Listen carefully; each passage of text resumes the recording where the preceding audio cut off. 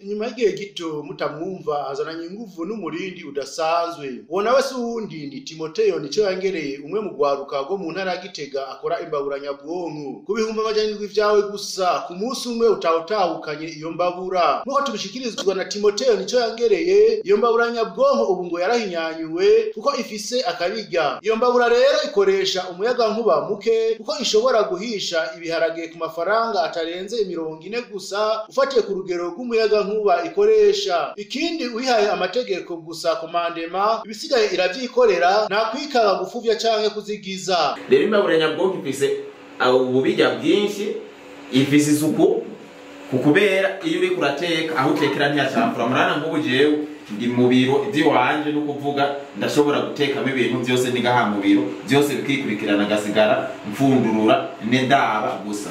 Naha murabona ngubu yuko atakintu na kimwe atagacafu na kame gashoboka, nta myotsi, nta muhisha, nta mazi, byose ucusanga bimeze neza. Rero ikindi imbaburanyabwonko ifise c'akarusho nuko ushobora kuyitegeka umwanya za kumara itetse kugira ize gukigira. Nukuvuga uwo mwanya uheze cayizinya, nukuvuga yuko ushobora kuyisigarana ivyiteka wewe wamaze ugiye ku kazi ugasiga uyibwiye ivyo uteretsemo umwanya za kubiteka ukasiga uyibwiye n'umuriro za gukoresha kuko urashobora kuyitegeka ibiteke bize gusha biryoshe nka kurya woteka ibintu mu naga y'ibumba.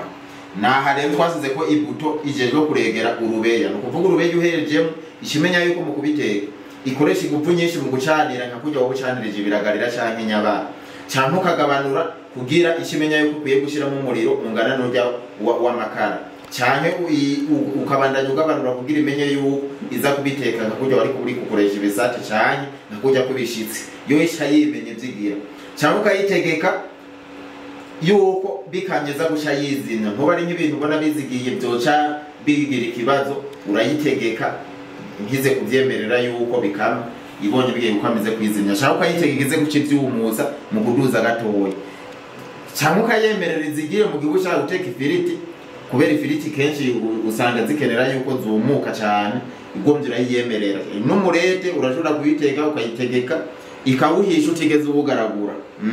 Ibindi bintu by'uburushe y'imbaburanyabwonko ifise nuko ushobora kuyitegeka niyo yizinye uwo mwanya waheze ugaca isi kuyitegetse n'ubushuhiza gucibibikamo. Namubone ibuto ari yanditse ngo yibutse gushusha cyane ushaka bikamye yizinye biranditse yo gukama cyangwa gukaranga igitunguru n'ikizigire byose biranditse ko neza cyane ukayitegeka ububanguzi no kuvuga ugomba inyarutse guhisha bishe mu mwanya muto cyane yitonde.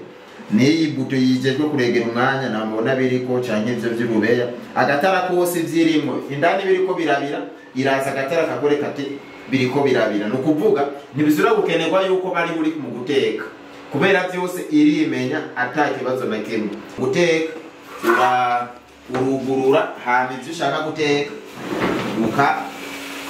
ukabitereka indani. Ushaka gukaranga urashobora gukaranga wuguruye. Ikintu cyose ushaka cyose iragikora atangorana. Ikindi naco cakarusho nuko isafuriya ntizokwigera ihera ukubera kare na kare yahera kubera byazigiye ugashusanga kugira isafuriya isubire gusa neza urinze guharagura. Twenga imbaburanyabwonko ntibishobora kuzigira cyane. Ikindi naho ugazikenera kuyihanagura imivyiro twenga nta muvyiru ugaruka isafuriya kuko aho yitereka haguma hasa neza.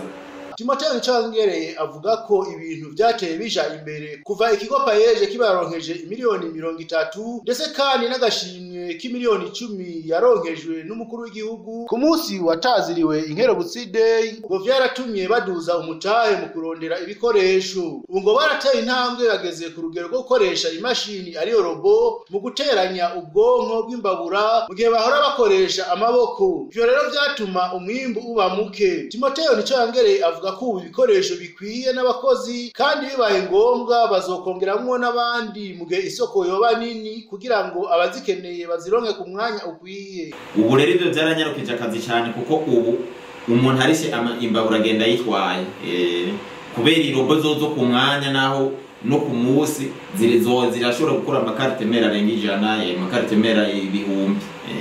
naho rero ibi byashiye bidufasha yuko uno munsi abakiriya ubu baroroherwa cyane, umuntu wese arisha amafaranga imbabura nyabwonko agenda yitwaye. Timotheo Nicangere avuga kandi ko n'umugambi wo gukoresha iyo mbabura biciye kugura amayinite ukwezi abonema ngo ntiwibagiwe namba, ariko ngo babanje kwihutira gushira inguvu ku gukora imbabura nyinshi ho kandi binasaba imitahe myinshi. Timotheo Nicangere avuga ko icihutirwa ubu ari uko bagiye kugiranira amasezerano n'amabanki kugira ngo azoze aragurira abanywanyi bayo izo mbabura hama aze arabakata make make ngo bazoheza bavugane nayo mabanki ku buryo inyungu basaba izoba itavuna.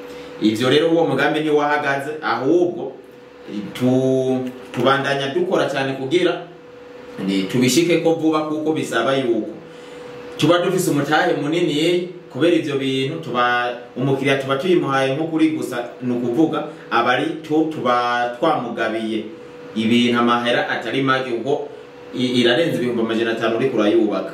Nukuvuga rero umuntu yimuha kuri 200,000 ubufise 300 wamugabiye nyarugo azobisubiza bisaba we nawe ubusanzwe wibeshejeho. Ubu rero hagataho twashiye tuba turashiraho uburyo tuzoza turavugana n'amabanki azigurira abanywanyi bahemberwa muri nyamabanki, hama zoheza shazara bakata ayo ishaka birisha bahora bagura amakara ku kwezi. Nukuvuga wahembwa 500 hama ukabuze yuko 150 uzobibikura ugiye kubigura amakara. Muri ico gihe wewe ntuzoyabikura, uzoyagumizayo bagukata 75, 75 bisigaye ucubura bikoresha naho uzoba watanguye kunguka. Nukuvuga muri rusange ikintu kigiye kwihutirwa nico cuko amabanki ariyo zohora shazara zigurira abanywanyi bahemberwayo hama azara bakati, kuko amabanki yoyo ni kwasanzwe ndandaza arakugurana hama ukayariha bukebuke witonze. Inyungu tuzogerageza tuvugane ku buryo bitavuna, mugabo umukiriya ashobore koroherwa mu bintu byinshi. Imbabura nyabwonko twayikoranye uburambe bukomeye ukubera twe umukiriya tumuhanagara ntiyo yuko tuyirepara kuri gusa amezi 13 yose.